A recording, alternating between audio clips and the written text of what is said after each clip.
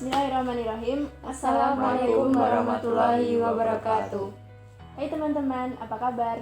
Semoga kita senantiasa diberi kesehatan, apalagi dalam kondisi masa pandemi seperti ini. Amin. Sebelumnya, perkenalkan, nama saya Sagita Sari. Nama saya Indra Wahyu.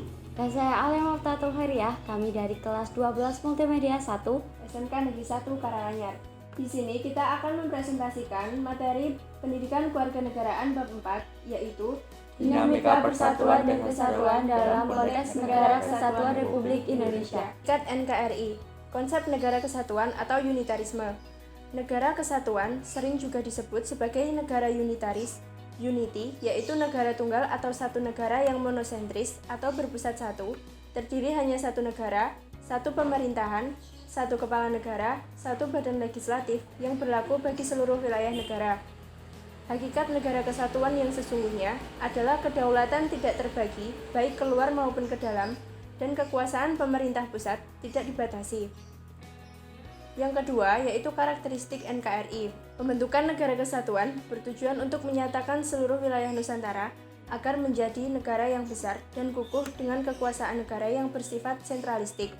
Nilai-nilai yang memperkokoh persatuan dan kesatuan bangsa yaitu: yang pertama, pro patria dan primus patrialis, yaitu mencintai tanah air dan mendahulukan kepentingan tanah air.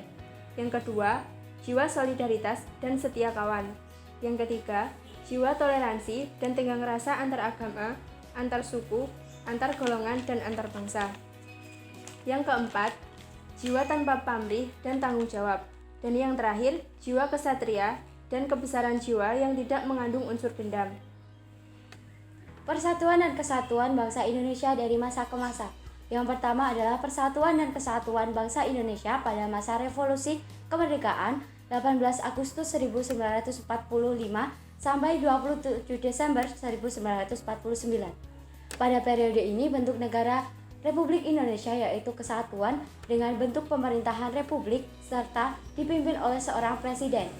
Pada masa ini sistem pemerintahan Republik Indonesia yaitu presidensial dengan berpegang pada Undang-Undang Dasar 1945.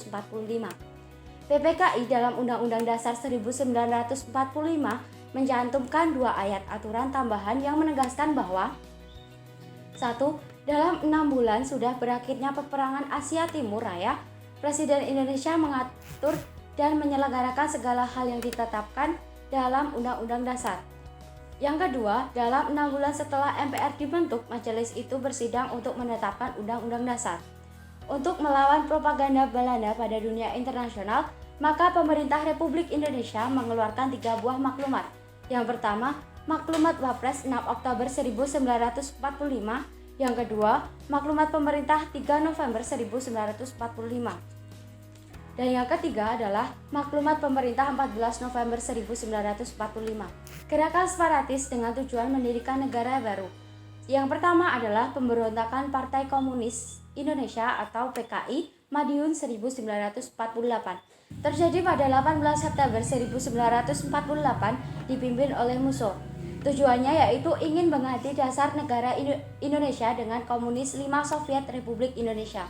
Yang kedua adalah Gerakan Darul Islam atau Tentara Islam Indonesia DITII di Jawa Barat dipimpin oleh Sekar Maji Marijan SM Kartosuwiryo memiliki cita-cita mendirikan negara Islam Indonesia. Persatuan dan Kesatuan Bangsa pada masa Republik Indonesia Serikat. Bentuk pemerintahan yang berlaku pada periode ini adalah republik. Si republik diterapkan ketika berlangsungnya pemerintahan Insinyur Soekarno sebagai Presiden Republik Indonesia Serikat dan Dr. Andes Mohatta sebagai Perdana Menteri. Sistem pemerintahan yang dianut pada periode ini adalah sistem parlementer kabinet semu dengan karakteristik sebagai berikut. A. Pengangkatan Perdana Menteri dilakukan oleh Presiden. B. Kekuasaan Perdana Menteri mencapai ditandatangani oleh Presiden. C. Pembentukan kabinet dilakukan oleh Presiden bukan oleh parlementer. D. Pertanggungjawaban kabinet adalah kepada Dewan Perwakilan Rakyat. Pada 8 Maret 1950, pemerintahan federal mengeluarkan Undang-Undang Darurat Nomor 11 Tahun 1950 yang isinya mengatur tata cara perubahan susunan kenegaraan negara RIS. Akhirnya, negara RIS hanya memiliki 3 negara, bagian, yaitu NRI, Negara Indonesia Timur, dan Negara Sumatera Timur. Pada tanggal 19 Mei 1950, sampai kesepakatan yang dituangkan dalam Piagam Perjanjian.